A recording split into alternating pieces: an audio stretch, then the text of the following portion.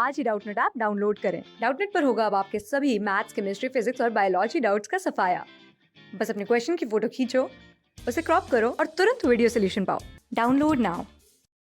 Hello दोस्तों, हमारे सामने यहाँ प्रश्न दिया गया है कि यदि साइन ए बराबर 1/3 हो तब कॉस ए कोसेक ए धन टेन ए सेक ए का हमें क्या ज्ञात करना है, मान ज्ञात करना है।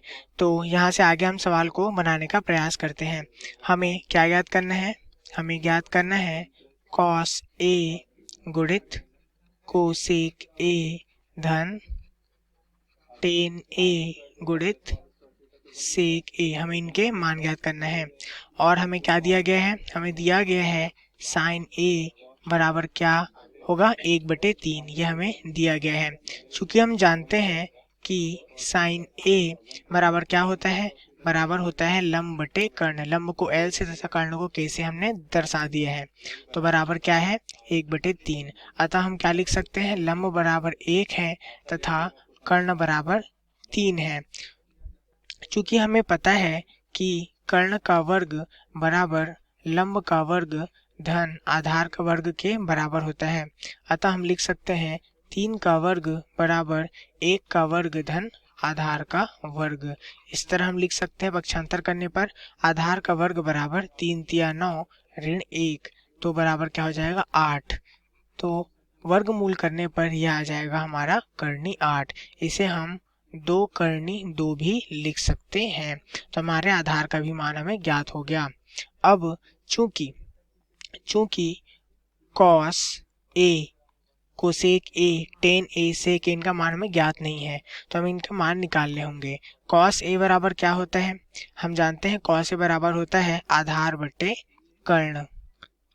तो आधार का मान हमने निकाला, उसे हम यहाँ रख देंगे बटे कर्ण। कर्ण का मान क्या था, 3 था, तो वह हम यहाँ रख देंगे। तो हमारे कॉस ए का मान ज्ञात हुआ। उसी तरह कोसेक ए का मान क्या होता है, कोसेक ए का मान होता है कर्ण बटे लंब। तो हमारे पास कर्ण का क्या मान था, 3 था तथा लंब का मान 1 है, तो कोसेक ए का मान हमें प्राप्त हुआ 3। उसी प्रकार हम टेन ए का भी मान निकालेंगे। टेन ए का क्या मान होता है, लंब बटे आधार। तो यहाँ हम लंब तथा आधार के मान रखेंगे। लंब के मान क्या है 1 तथा आधार के मान हमने निकाला 2 करनी 2। इसी प्रकार हम सेक ए के भी मान निकालेंगे। सेक ए के मान क्या होते हैं, कर्ण बटे आधार होता है। तो यहाँ पे क्या हो जाएगा, कर्ण का मान 3 तथा आधार का मान हमने निकाला 2 करनी 2। हमें ये सभी मान ज्ञात हो गए हैं। अब ये सभी मान हम सवाल में रखकर हल करेंगे। हमने जो मान निकाला और जिन सूत्रों की सहायता से निकाला वो हमें याद होने चाहिए, तो आप सभी इन्हें याद कर लीजिएगा। तो यहाँ पे जो मान है उन्हें हम एक एक करके रखते जाएंगे।